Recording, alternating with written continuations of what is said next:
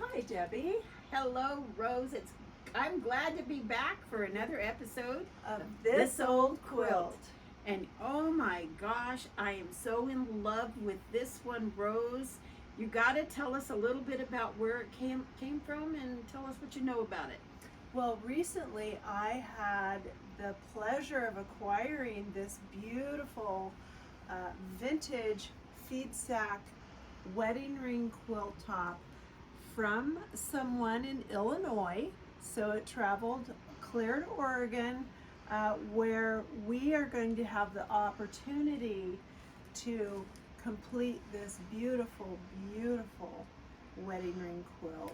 And the center of this quilt, the body of this quilt is in just incredible shape. I don't even see any love stains.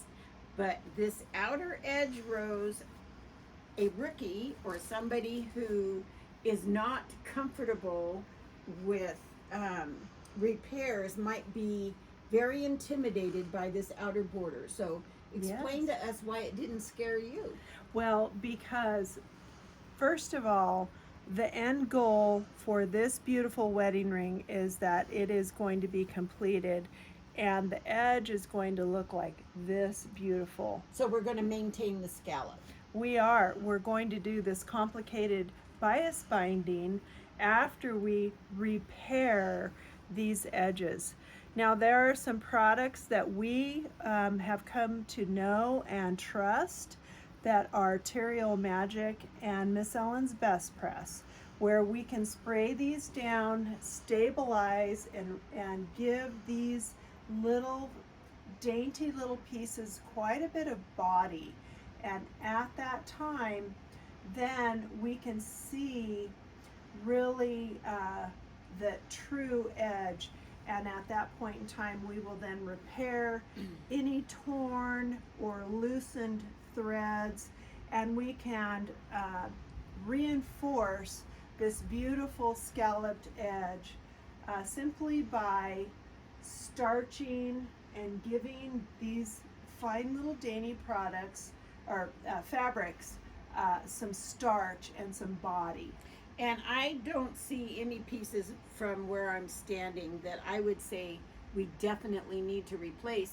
But if we do come across one, Rose and I are very lucky that we both have a pretty healthy stash of these original feed sacks, which is what these footballs are made out of, original feed sack fabric.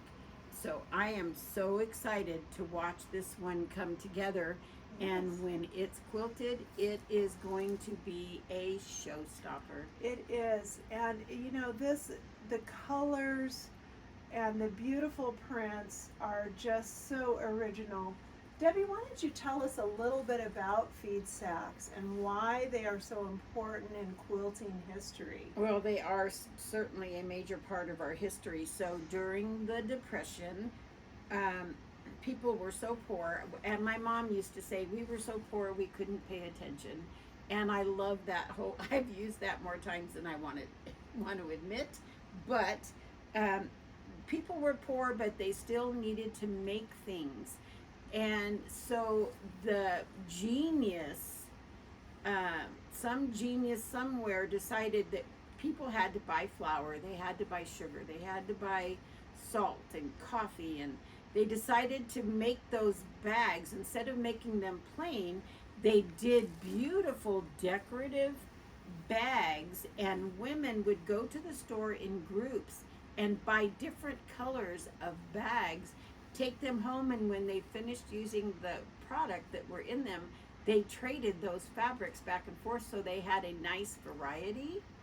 And my grandmother actually did that, and I used to love to sit and listen to her tell those stories. Mm-hmm.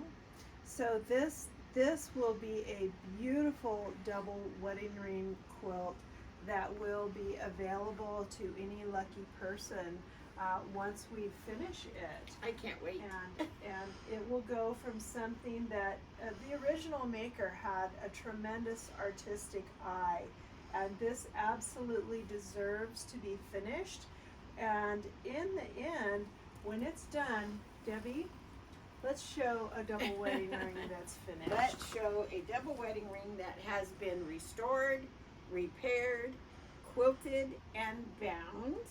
And we have added that special little touch of bling that just makes it so popular.